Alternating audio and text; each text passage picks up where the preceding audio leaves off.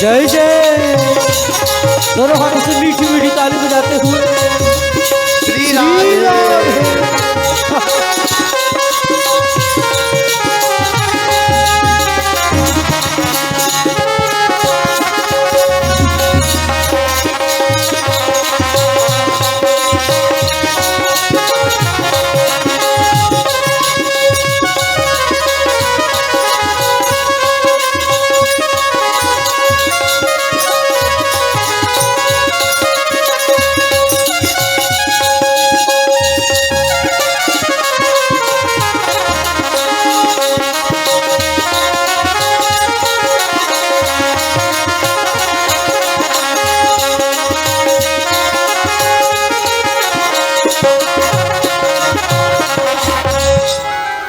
मनु के ही नाम सब हम सब जाने जाते हैं मनुष्य। बात समझ गए? हम सब क्या बोलते हैं अपने आप को? हम सब मनुष्य। बात समझ गए? तो मनु महाराज के ही नाम से जुड़ा हुआ हम सब मनुष्य हैं। अगर मुस्लिम भाई कहते नहीं हम मनुष्य नहीं हूं, जरा बोल के दिखा, क्या वो दिखा सकता? या हिंदू भाई बोले कि नहीं हम मनुष्य नहीं, हम नहीं है, जरा बताओ कैसे नहीं है? या सिख भाई और हिंदू मुस्लिम सिख ईसाई ये भी कह दे भाई हम मनुष्य नहीं है, जरा बोलो बोलो। जो मनु महाराज के शरीर में रक्त चल रहा है, जो मां शत्रुपा के शरीर में रक्त चल रहा है, वही रक्त आज भी हम सबके अंग में है, शरीर में। समझ गए? और हम सब मां शत्रुपा और मनु महाराज के ही संतान हैं। आप मन में मत सोचिए कि ये दूसरा है हम दूसरा नहीं, ये आपका हमारा भूल है। हम सब एक। ध्यान देना, इसको कहते हैं भक्ति करताल। तो सबसे ज्यादा ध्यान देना, भक्ति करताल में विशेष पावर है, लाभ है, और उसी करताल से राम शब्द प्रकट होता है। आप समझ गया? तो ध्यान देना, तो आप सब भी ठीक उसी प्रकार से करताल बजाएंगे। और दूसरा बात, संशय विहंग उरावन हार। आपके बगल में मानो कोई पड़ोसी व्यक्ति आकर बैठ गया और आप करताल में झूमते हुए गा रहे हैं, बजा रहे हैं, तो आपका पड़ोसी मानो वो विरोधी हैं, तो उन समय में करताल के ध्वनि में आप दोनों में प्रेम ही श्रोताओं जग जाएगा। जो आप दोनों में दुनिया है, संशय है, वो सदा सदा के लिए समाप्त हो जाएगा। करताल में इतना पावर है। और झूमते हुए गाएंगे, आप झूमते हुए गाएंगे तो ध्यान देना, हनुमान जी जब भी करताल बजाते थे तो वो झूमते हुए बजाते थे, झूमते थे, आंखों में सूरज भरा हुआ है और करताल बजा रहा है। तो माँ पार्वती बोली कि हे नाथ, भगवान कैसे होते हैं और भगवान कैसे चलते हैं और कैसे कर्म करते हैं? तो भगवान भोलेनाथ बोले, देवी बिनु पद चले सुने बिनु का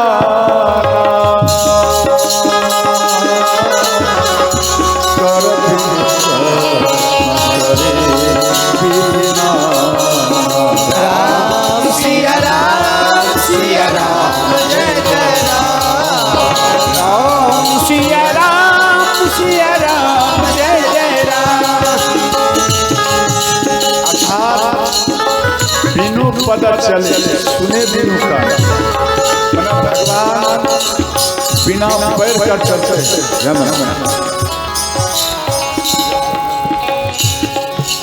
बिना पद का चलते हैं और बिना कान का भगवान सुनते हैं। अपना कर्म यही भगवान कर्म ही कर बैठे हैं। और माँ पार्वती बोली, हे नाथ, भगवान कब कब अवतार लेते हैं? जब जब हो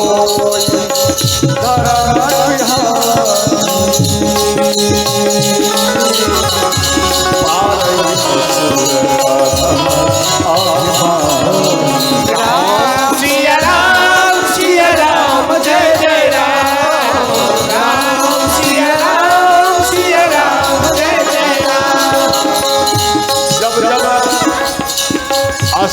पर जाते हैं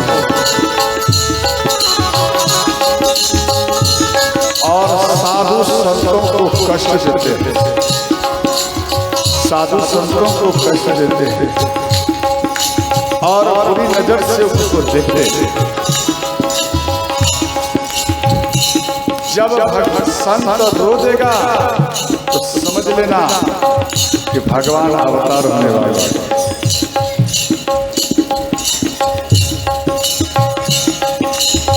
तब तब प्रभु धरे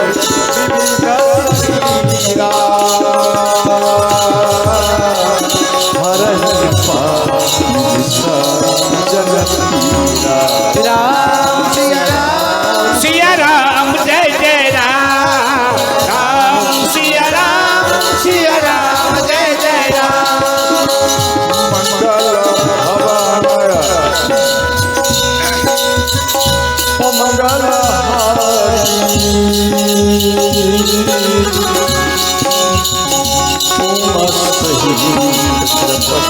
त्रिपुरा राम सिया राम जय जय राम, राम सिया राम जय जय राम। हर हर महादेव।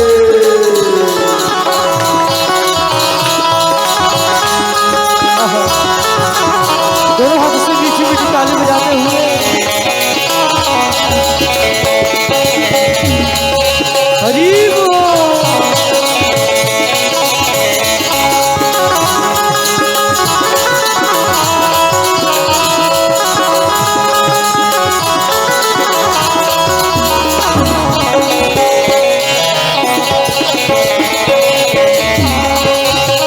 वृंदावन बिहारी लाल की जय हो।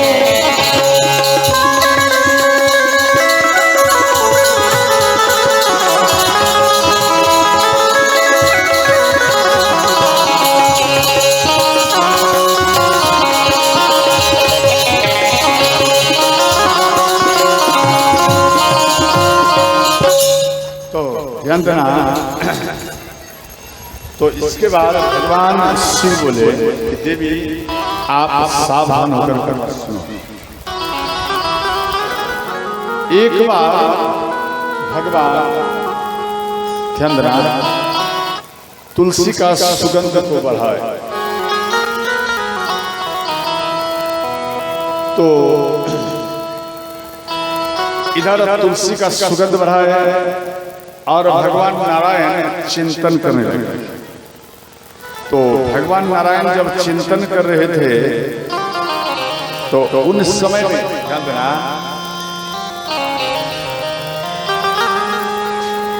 जय विजय देखने जय विजय बोले भगवान आप किस लिए चिंतन कर रहे हैं? तो नारायण भगवान बोले कि जय विजय मेरा इच्छा है लड़ने का। देखो ये जितना लीला हुआ है इसका मैं जर बता रहा हूं, प्रथम कल्प की कथा है। तो नारायण भगवान बोले जय विजय की मेरा इच्छा है लड़ने का। तो जय विजय हाथ जोड़ बोले भगवान आपका इच्छा अगर लड़ने का है, इस भूमिका में अगर कहीं मेरा आवश्यकता हो तो आप हमें अवश्य याद कर लेंगे। तो इस बात को कहकर जय विजय द्वार में आया, दरवाजे में, और भगवान नारायण जो तुलसी का सुगंध जो बढ़ाए ये फैलाए। तो सनत कुमार ब्रह्मा जी के चार बेटा सनत कुमार ये चार भाई, ये चारों भाई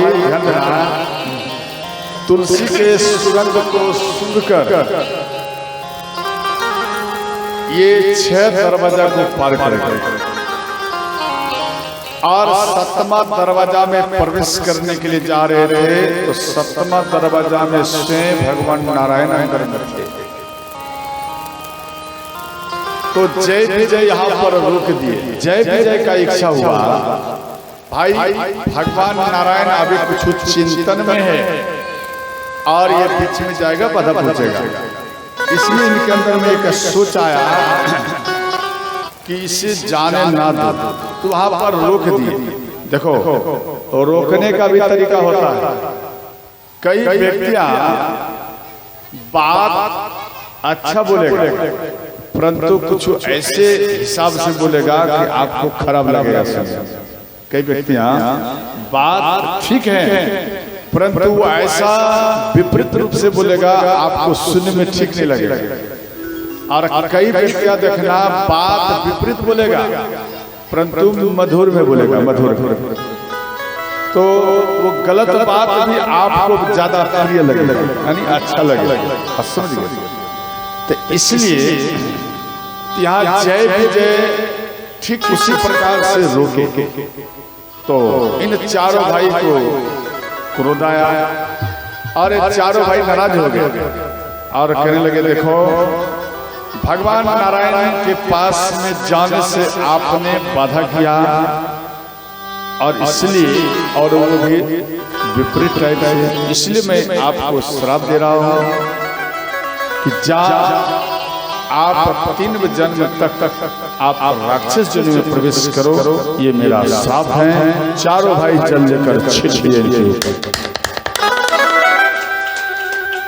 तो जय विजय घबराते हुए वो मार्ग को छोड़ और इधर चारों भाई नारायण भगवान के पास में आए और नारायण भगवान का स्तुति किए, विनती किए।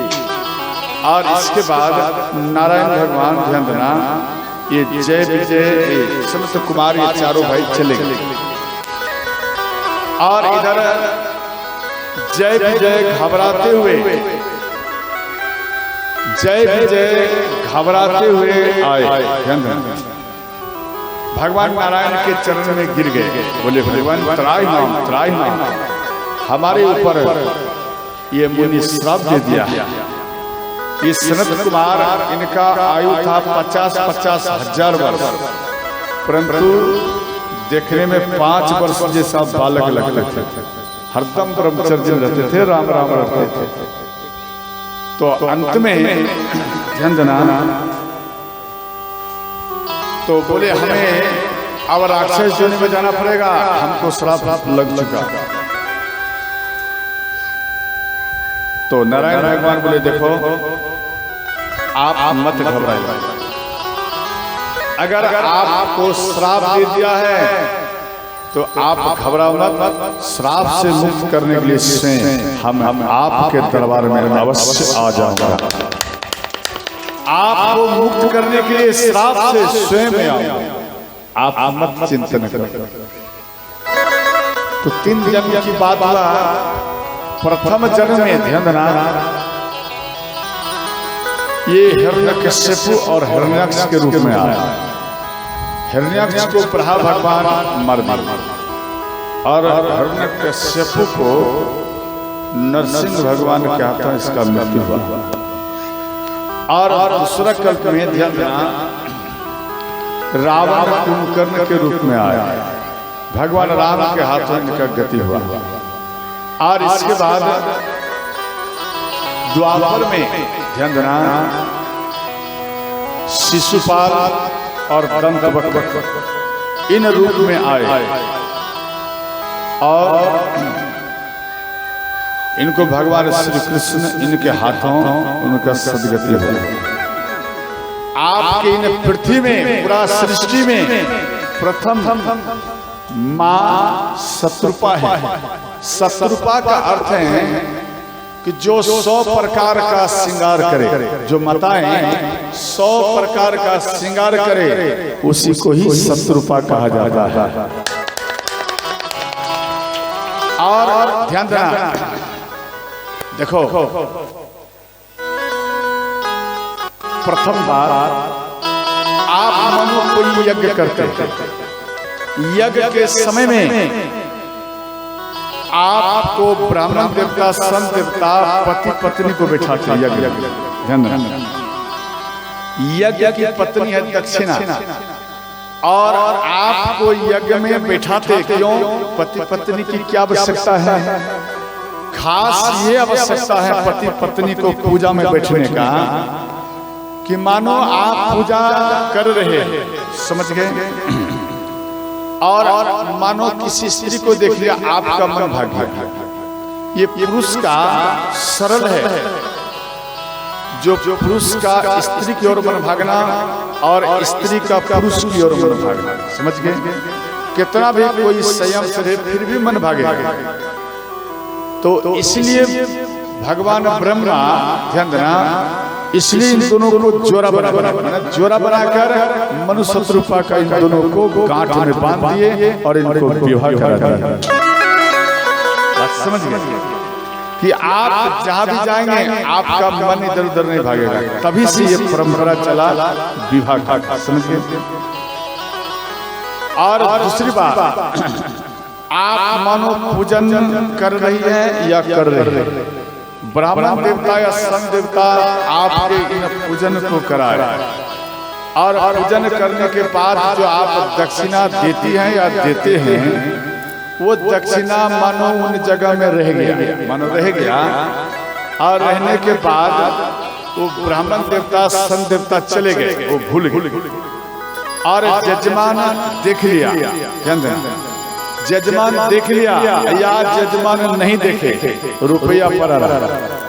तो ध्यान देना, उन समय में जो रुपया पड़ा रहा तो जजमान को भी दोषी लगेगा और उन ब्राह्मण और संत को भी दोषी लगेगा। दोनों इनके भागी होंगे दोष का। या जजमान उन रुपया को रख लिया और ब्राह्मण नहीं ले पाए, तो या जजमान दोषी आ जाएगा, इनके ऊपर दोषी आएगा, दोष लग जाएगा।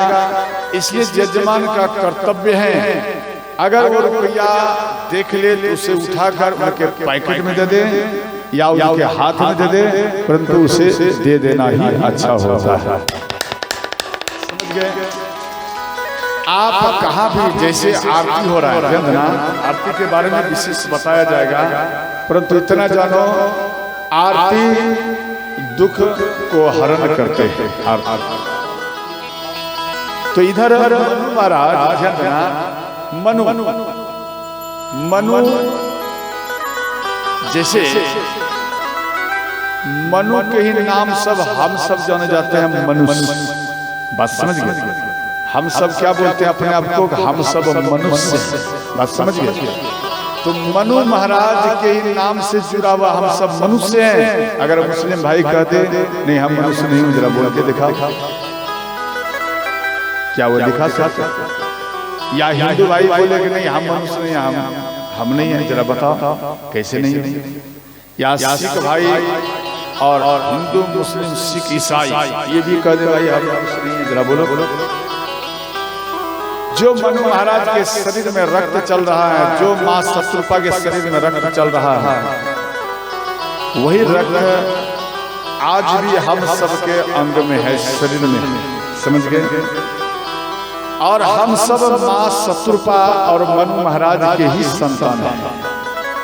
आप मन में मत सोचिए कि ये दूसरा है हम दूसरा, नहीं, ये आपका हमारा भूल है, हम सब एक हैं। और अंत में नेमी सारण में मां शत्रुपा और मनु महाराज तपस्या की। ये प्रथम कल्प की कथा है, और दूसरे कल्प की कथा है कश्यप आदिति। कश्यप आदिति वो भी तपस्या के दूसरे कल्प में, वो भी महाराज दशरथ जी के रूप में आए और मां कौशल्या के रूप में आए।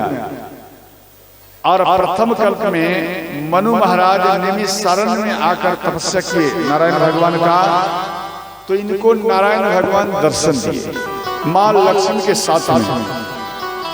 तो नारायण भगवान बोले आप हमसे वर मांगो।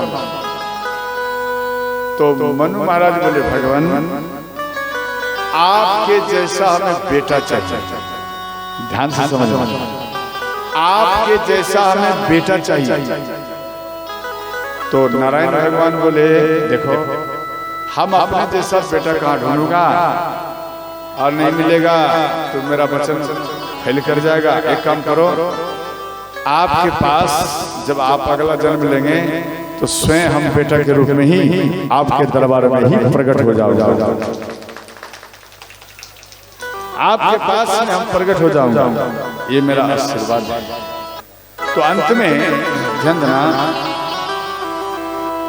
भगवान नारायण अपने मस्तक से, ध्यान देना, अपने मस्तक से अयोध्या महारानी दिए, अयोध्या को प्रकट किया अपने मस्तक से और महाराज को दिए। तो वो अयोध्या लेकर, ध्यान देना, और हरिद्वार हृदय से प्रकट किए, हृदय से हरिद्वार, और हरिद्वार में हृदय से निकला हुआ हरिद्वार को, हरिद्वार जो आप जान रहे हैं वो भगवान विष्णु के ही हृदय है। और जो अयोध्या देख रहे हैं आपके यूपी उत्तर प्रदेश में जो वहां पर स्थापित हैं, उसमें अयोध्या महारानी भगवान नारायण के मस्तक से प्रकट हुआ है। और इसके बाद ध्यान देना, तो मां शत्रुपा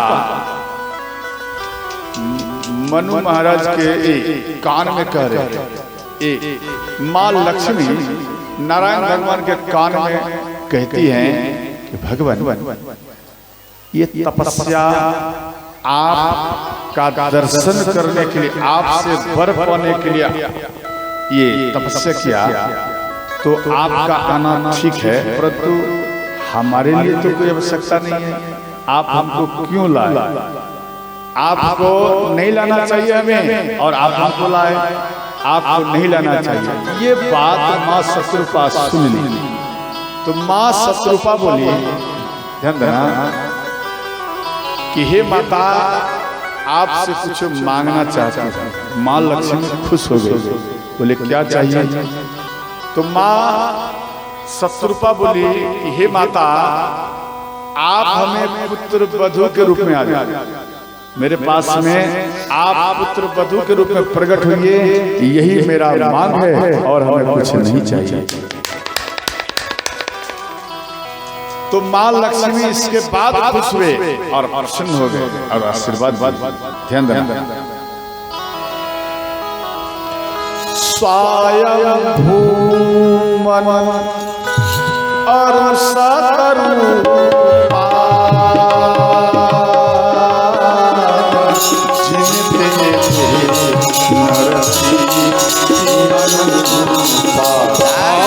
सिया राम जय जय राम, जोर से बोलो, सिया राम जय जय राम।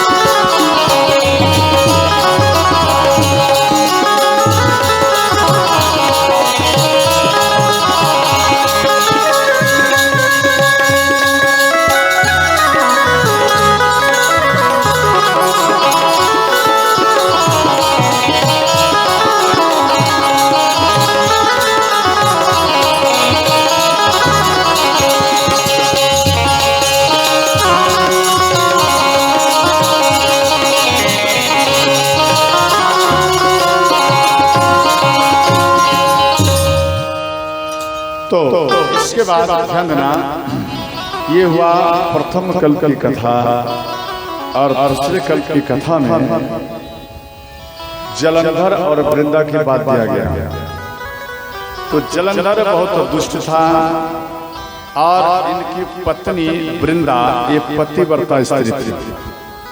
तो वृंदा जब पति कहा भी जाए तो अपने पति को ओम पति परमेश्वराय नमः इस प्रकार से मंत्र पाठ करके माला को पहरा देती थी और मस्तक में तिलक लगा देती थी। और इसके बाद जलंधर जो दुष्ट था ये देवताओं से युद्ध करने लगे।